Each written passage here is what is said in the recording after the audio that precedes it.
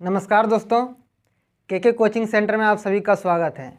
जैसा कि जब हम लोग सेट लगा रहे थे तो हम आप लोगों से एक वादा किए होंगे कि जब सेट ख़त्म हो जाएगा तो हम लोग चैप्टर वाइज थ्योरी क्लास करेंगे और साथ में उसका जो इम्पोर्टेंट क्वेश्चन होगा उसको भी करेंगे। तो आज वो समय आ गया है, अब हम लोग चैप्टर वाइज थ्योरी करेंगे और साथ में उसका जो भी इम्पोर्टेंट क्वेश्चन होगा उसको करेंगे। लेकिन उसके पहले अगर आप चैनल को सब्सक्राइब नहीं किए होंगे तो कृपया सब्सक्राइब कर लें और अपने साथी दोस्तों को भी बताएं ताकि इसका फ़ायदा सबको मिल सके। और एक मेरा वादा भी समझिए या प्रोमिस कि अगर आप सभी चैप्टर वाइज सभी क्लासेस अगर चैनल में सभी क्लास करते हैं तो ये मेरा वादा है कि आप अगर एग्ज़ाम दे के आएंगे तो खुश होकर आएंगे, क्योंकि हम पूरा कोशिश कर रहे हैं कि आपको एक भी क्वेश्चन छूटे नहीं, आप लोगों का एक भी क्वेश्चन छूटे नहीं और मतलब आप अगर एग्ज़ाम में बैठने जाएँ तो खुश होकर आएँ। तो आइए आज हम लोग मैथ का चैप्टर नंबर 1 के विषय में शुरू करते हैं। आज चैप्टर नंबर 1 मैथ का जो एनसीईआरटी मैथ बुक का है उसका चैप्टर नंबर 1 को हम लोग आज डिस्कस करेंगे। तो चैप्टर का नाम हम लोग जानते हैं कि चैप्टर का नाम है वास्तविक संख्या। यहाँ सिर्फ चैप्टर में वास्तविक संख्या के विषय में पढ़ना है, लेकिन उसके पहले हम लोग को ज़रा संख्या के विषय में भी नॉलेज होनी चाहिए। तो हम लोग आज संख्या के विषय में डिस्कस करेंगे, फिर जानेंगे कि वास्तविक संख्या क्या है। तो हम लोग संख्या के विषय में बचपन से पढ़ते आ रहे होंगे, शायद 6 से ही ये सब शुरू हो जाता है, फिर भी हम लोग जान लेते हैं। संख्या जो हम लोग का होता है वो होता है पहला प्राकृत संख्या, जिसको नेचुरल नंबर भी कहते हैं। तो हम लोग जानते हैं कि जो गिनती की संख्या होती है वो प्राकृत संख्या होती है। गिनती की संख्या जो कहाँ से शुरू होता है, 1 से शुरू होता है और कहाँ तक, इन्फिनाइट तक। ध्यान रखिएगा, प्राकृत संख्या किसको कहेंगे, जो 1 से शुरू होगा और इन्फिनाइट तक जाता है वो है प्राकृत संख्या। लेकिन वहीं अगर पूर्ण संख्या की बात करें, जिसको होल नंबर कहेंगे इंग्लिश में, ये जो पूर्ण संख्या होती है, अगर प्राकृत, यहाँ से देख सकते हैं प्राकृत संख्या ही है, अगर प्राकृत संख्या में 0 ऐड हो जाए, अगर प्राकृत संख्या में 0 ऐड हो जाए तो वो पूर्ण संख्या बन जाता है, जिसको पूर्ण संख्या होल नंबर कहेंगे। तो पूर्ण संख्या के विषय में ख्याल रखिएगा कि जो पूर्ण संख्या कहाँ से शुरू होती है, 0 से अंत इन्फिनाइट तक, उसके बाद गिनती आप जहाँ तक लिख सकते हैं वो पूर्ण संख्या होती है। उसका अगला है पूर्णांक संख्या। अगर पूर्ण संख्या में माइनस की संख्या भी जुड़ जाए, जैसे देखिए यहाँ लिखा हुआ है -5, -3, -2, -1, मतलब अगर पूर्ण संख्या में माइनस की संख्या, यहाँ से यहाँ तो पूर्ण संख्या ही है, अगर पूर्ण संख्या में माइनस की संख्या अगर जोड़ दें तो वो हो जाता है पूर्णांक संख्या हो जाता है। इसको भी ध्यान रखिएगा कि अगर माइनस और प्लस और 0 तीनों मिल जाए तो ये हो जाता है क्या, ये हो जाता है पूर्णांक संख्या। और अगर यही बात डिवाइड में रह जाए, जब हम डिवाइड में कोई बात मतलब 1/3, 2/4 इस तरह का हम लोग अगर बात को लिखते हैं, 2/4 इस सब अगर बात को हम लिखेंगे अगर, तो ये सब जो डिवाइड में मतलब p/q के रूप में जो आ जाए, जिसका मान p/q के रूप में आ जाए, अगर इस रूप में जिसको हम लिखें वो क्या कहलाता है, परिमेय संख्या। लेकिन परिमेय संख्या का एक कंडीशन है, p/q के रूप में लिखना चाहिए, लेकिन क्या, q is not equal to 0 होना चाहिए, मतलब जो नीचे वाला मान रहेगा वो 0 नहीं होगा। अगर कोई भी संख्या के नीचे अगर 0 हो जाता है तो इसका मान अपरिभाषित हो जाता है। अपरिभाषित हो जाने के कारण ये फिर परिमेय संख्या होगा ही नहीं। इसलिए इसका जो होता है p/q के रूप में हम लिख तो सकते हैं, लेकिन q is not equal to 0 होना चाहिए, q का मान 0 नहीं होना चाहिए। या फिर एक और कंडीशन हम लोग कह सकते हैं, क्या, एक और कंडीशन कह सकते हैं परिमेय संख्या के लिए, कि अगर परिमेय संख्या उसको भी कहेंगे जिसका वर्गमूल निकलता हो। जैसे यहाँ पर लिखे होंगे हम लोग, देखिए यहाँ पर लिखे हैं √4, √9, जिसका वर्गमूल निकल जाए उसे भी हम लोग परिमेय संख्या ही कहेंगे। जैसे √16 हो गया तो इसका वर्गमूल क्या हो जाता है, 4, √4 इसका वर्गमूल 2 हो जाता है, तो ये लोग परिमेय संख्या हो जाएगा। तो आप ख्याल रखिएगा कि परिमेय संख्या किसको कहेंगे, उसका 2 कंडीशन है। एक क्या है, जिसको p/q के रूप में लिखा जा सकता है, लेकिन q is not equal to 0 होना चाहिए। और एक कंडीशन क्या है, जिसका वर्गमूल निकल जाए, मतलब अगर √16 जैसे हो गया, इसका वर्गमूल हम लोग जानते हैं 4 है, √9 है, इसका वर्गमूल जानते हैं 3 है। अगर इस तरह कोई संख्या का निकल जाता है तो उसको परिमेय संख्या कहते हैं। और फिर अगला है अपरिमेय संख्या। अपरिमेय संख्या मतलब जिसका वर्गमूल ना निकले, जैसे मान लीजिए √2 हो गया, √3 हो गया, ये सब का वर्गमूल हम लोग नहीं निकाल सकते हैं। मतलब या फिर कह सकते हैं कि जिसका वर्गमूल निकले पर दशमलव में आ जाए, पूर्ण संख्या ना बने, वैसी संख्या जो जिसका वर्गमूल नहीं निकलता हो। और अगर जबरदस्ती मतलब इसको भाग विधि से या दूसरा विधि से निकाल भी देते हैं, लेकिन इसका जो पूर्ण संख्या ना बने, मतलब डिवाइड में हो जाए या फिर पॉइंट के बाद समथिंग आ जाए, तो ऐसी संख्या को क्या कहेंगे? अपरिमेय संख्या कहेंगे। जैसे देख सकते हैं यहाँ पर ये सब क्या है, 2 तो अपरिमेय संख्या है, लेकिन इसके साथ √3 है, इसलिए पूरा क्या हो गया? अपरिमेय संख्या। पाई भी क्या है? अपरिमेय संख्या। लेकिन अगर वही 22/7 के विषय में बोले तो 22/7 क्या है? ये परिमेय संख्या है, चूंकि ये क्या है, किस रूप में है? p/q के रूप में ये फॉलो कर रहा है, इसलिए ये परिमेय संख्या है। लेकिन वहीं अगर पाई के विषय में बोल दे तो पाई अपरिमेय संख्या है। ये तो हम लोग बेसिक नॉलेज था। लेकिन अब हम लोग का चैप्टर के विषय में जो है, चैप्टर का नाम वास्तविक संख्या, इसके विषय में जानते हैं। वास्तविक संख्या किसको कहेंगे? ये दोनों परिमेय और अपरिमेय, परिमेय और अपरिमेय जो संख्या है उसी को वास्तविक संख्या कहेंगे। मतलब वास्तविक संख्या में परिमेय संख्या भी आ जाएगा और अपरिमेय संख्या भी आ जाएगा। तो अगला है, देखिए यूक्लिड विभाजन प्रेमिका, उसका जो यूक्लिड का एक प्रमेय है उसके विषय में जानते हैं। यूक्लिड का प्रमेय कहता है कि 2 धनात्मक पूर्णांक a और b दिए रहने पर ऐसी अद्वितीय पूर्ण संख्या q और r विद्यमान है कि जहां a बराबर क्या होगा? bq + r। a बराबर bq + r, जहां जो r होगा, r बोले तो शेषफल, जहां r जो होगा 0 से बड़ा होगा लेकिन भाजक से छोटा होगा। ये यूक्लिड विभाजन प्रमेय से थ्योरी है, तो इसको भी याद रखिएगा। इससे भी बहुत क्वेश्चन सेट लगाए होंगे तो उसमें देखेंगे, इससे भी बहुत क्वेश्चन आया था। अब यहाँ जरा समझिए, ये जो a है वो भाज है और ये b है वो है क्या? भाजक, और ये भागफल है। भाजक और भागफल और प्लस शेषफल, तो कभी भी जो शेषफल रहेगा, ये कंडीशन को देखिएगा, जो शेषफल रहेगा, शेषफल जो कभी भी रहेगा r, वो इससे छोटा ही होगा। अगर इससे बड़ा रहेगा तो फिर एक बार और भाग लग जाएगा, इसलिए r जो रहेगा इससे कभी भी छोटा रहेगा। लेकिन अगर शेषफल कभी भी 0 इतना नहीं रहेगा, 0 रहेगा तो फिर शेषफल बचेगा ही नहीं, शून्य हो जाएगा शेषफल। तो ये यूक्लिड विभाजन को भी याद रखिएगा, यूक्लिड विभाजन के विषय में भी। अब आगे हम लोग का है संख्याओं का गुणनखंड। इससे भी एक आता है क्वेश्चन कि संख्या का गुणनखंड कैसे निकालेंगे। तो हम लोग ये भी बहुत छोटा चीज़ है, मतलब बचपन से पढ़ते आ रहा होगा। जैसे संख्याओं का गुणनखंड कैसे निकालेंगे? संख्याओं का गुणनखंड, जैसे हम लोग मानते हैं एक संख्या 20 है, इसको गुणनखंड कैसे करेंगे? गुणनखंड मतलब कह सकते हैं इसको एलसीएम लेके तोड़ दे सकते हैं, 2 10 2 5, तो इसका गुणनखंड क्या हो जाएगा? 2 × 2 × 5। उसी तरह अगर फिर ये गाल लेते हैं 50, तो इसको भी साइड में तोड़ के देख सकते हैं, 2 25 फिर 5 5, इसको क्या हो जाएगा? 2 × 5 × 5। ये गुणनखंड कहलाता है। इस रूप में तोड़ना उसका गुणनखंड कहलाता है। अगर आप सेट लगाए होंगे तो उसमें पहले क्वेश्चन में ही ये सब मिला होगा, गुणनखंड। एक और देख लेते हैं, जैसे 100 का गुणनखंड, यहाँ इसको भी 100 को भी तोड़ के देख लेते हैं साइड में। 100 को कैसे तोड़ेंगे? 50 2 25 फिर 5 5, है ना। तो ये इसका गुणनखंड क्या हो जाएगा? 2 × 2 × 5 × 5, ये इसका गुणनखंड कहलाता है। फिर आगे क्वेश्चन आप देखे होंगे, उसमें एलसीएम और एचसीएफ से भी क्वेश्चन रहता है, तो उसको भी जानते हैं। एलसीएम और एचसीएफ कैसे निकाला जाता है? जैसे मान लीजिए 2 संख्या दिया हुआ है, मान लीजिए 6 और 20 2 संख्या है, ये संख्या है। अब इसका एलसीएम और एचसीएफ दोनों निकालने बोलेगा। कभी बोल देगा ये एलसीएम और एचसीएफ में कोई भी एक निकालने रहेगा, तो कैसे निकालेंगे? जैसे मान लीजिए पहले क्या करेंगे? 6 को गुणनखंड करेंगे। 6 को कैसे तोड़ेंगे? 2 3 6, मतलब इसका हो जाएगा 2 × 3। फिर 20 है, 20 को भी तोड़ेंगे। 20 को कैसे तोड़ेंगे? 2 10 2 5, मतलब क्या हो जाएगा? 2 × 2 × 5। हम लोग इसको कैसे लिखते हैं? 2 के स्क्वायर × 5। ये इसका गुणनखंड, मतलब इसको तोड़ दिए। अब तोड़ने के बाद क्या कहते हैं? अगर हमको एचसीएफ पूछेगा तो एचसीएफ कैसे निकालेंगे?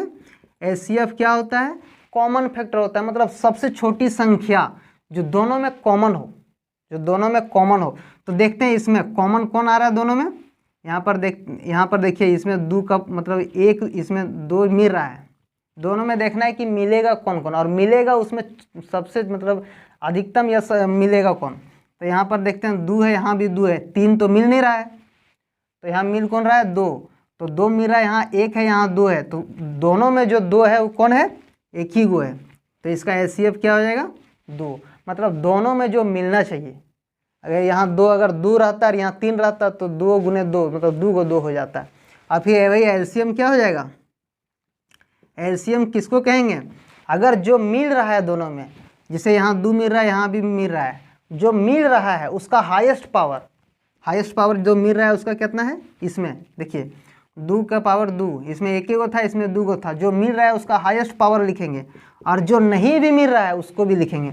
तो कौन कौन नहीं मिल रहा है, 3 भी नहीं मिल रहा है, 5 भी नहीं मिल रहा है। तो इसको कैसे, इसको हल करेंगे तो 2 दूनी 4, 3 गुने 5, ये हो जाएगा, ये कितना हो जाएगा 5 चौके 20, 60। ये 60 हो गया। ये दोनों का अगर 20 और 60 और 20 का बोले तो इसका HCF 2 निकला और LCM इसका निकला 60। तो हम लोग इसको सीख गए होंगे कि यहाँ पर जो HCF निकलता है वो दोनों को गुणनखंड करने के बाद, के बाद अगर जो छोटी संख्या मिलती है दोनों में, मतलब फर्स्ट जो संख्या है और दूसरा है, दोनों में जो मिलेगा और जो कॉमन रहेगा दोनों में, उसको क्या कहते हैं HCF। और LCM क्या कहते हैं, जो मिलता है दोनों में, जो संख्या दोनों में मिल रहा है गुणनखंड के बाद, जैसे यहाँ 2 और 2 मिल रहा था और मिलेगा तो उसका जो बड़ी संख्या होगा उसको लिखेंगे, और जो नहीं मिलेगा उसको भी लिखेंगे। यहाँ 3 भी नहीं मिल रहा था, 5 भी नहीं मिल रहा था, वो दोनों को लिखेंगे। तब हम लोग को क्या मिलेगा, ये LCM मिलेगा। देखिए यहाँ से एक क्वेश्चन आता है, एक आप पढ़े होंगे, ऐसा फॉर्मूला है LCM AB गुने HCF AB, ये जो होता है वो 2 संख्याओं का गुणनफल के बराबर होता है। मतलब अगर 2 संख्या कुछ भी दिया हो, जैसे यहाँ पर हम लोग लिखे थे कितना था 6 और 20 मान लेते हैं यही। तो यहाँ पर देखते होंगे कि LCM जो है ये 6 और 20 का, और LCM और HCF निकालेंगे तो दोनों संख्या के गुणनफल के बराबर होगा। ये फार्मूला होता है। तो कभी कभी क्या करता है, एक संख्या इसमें A और B तो दिया रहेगा, इसमें एक वो संख्या कोई भी दे देगा, HCF दे देगा या फिर LCM दे देगा, और जो नहीं देगा उसको निकालने बोलेगा। तो ऐसा भी क्वेश्चन आता है। तो अगर ऐसा क्वेश्चन आ गया तो आप क्या इसको निकाल सकते हैं आसानी से इस फॉर्मूला में सेट करके। तो देखते हैं एक क्वेश्चन देखते हैं इसमें। मान लेते हैं यही क्वेश्चन को यहाँ पर अगर दे दिया इस तरह, LCM 6 और 20 का गुने HCF 6 और 20 का क्या होगा, ये दोनों के गुणनफल के बराबर होगा। अगर क्वेश्चन में ऐसा दे दिया है और अगर HCF दे दिया, HCF मान लीजिए 2 दे दिया है, HCF दे दिया है 6 और 20 का HCF जो है वो 2 है, ये दे दिया है कितना है 2।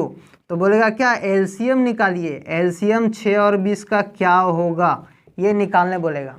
तो हम लोग फिर वही पुराना मेथड क्या करेंगे, 6 को तोड़ देंगे ऐसे और फिर 20 को तोड़ देंगे,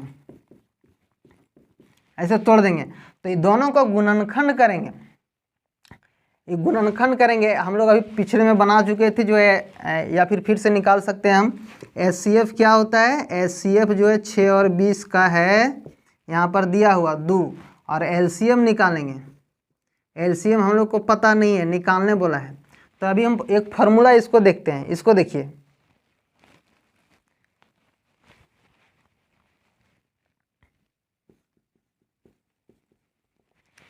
इसको देखिए जरा गौर से। हम लोग का अभी यहाँ पर क्या था, HCF दिया था, HCF दिया था 2, HCF दिया था 2। तो हम लोग को LCM पूछेगा, यहाँ एक क्वेश्चन है LCM पूछेगा। तो LCM कैसे निकालेंगे, देखिए चूँकि क्या लिखेंगे, चूँकि LCM जो है 6 और 20 गुने HCF 6 और 20 बराबर होता है 6 गुने 20, मतलब 2 संख्याओं का गुणनफल के बराबर होता है।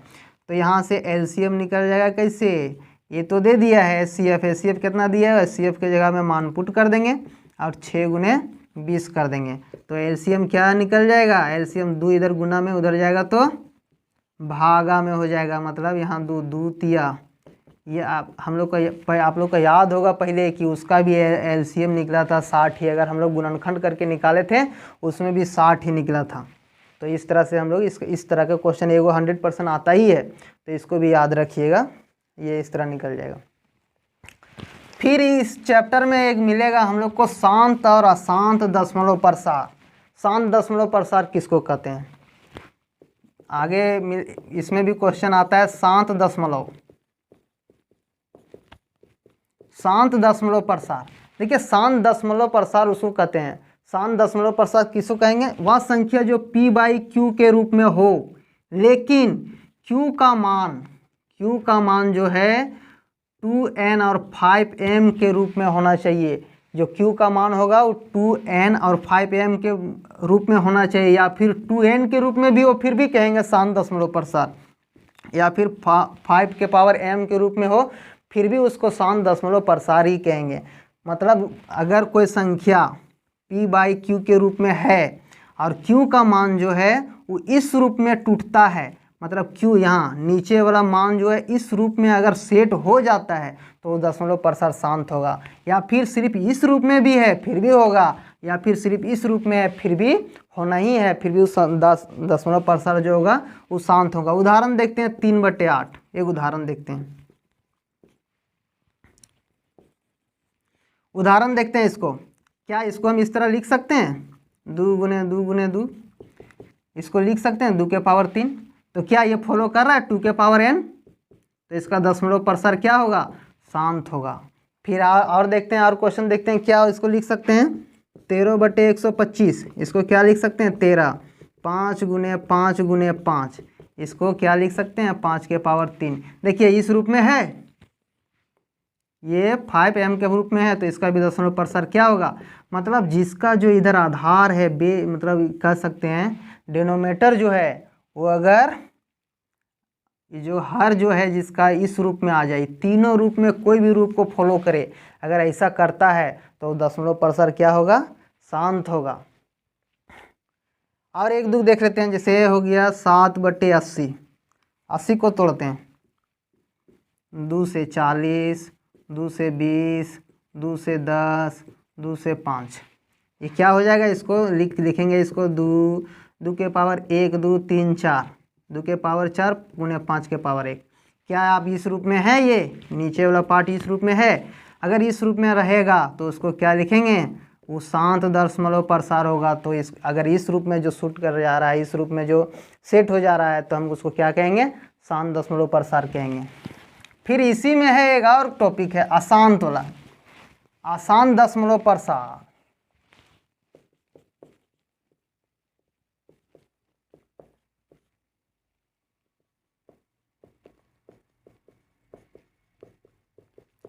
इसको क्या कहेंगे, अशांत दशमलव प्रसार इसको कहेंगे, या फिर अनवसानी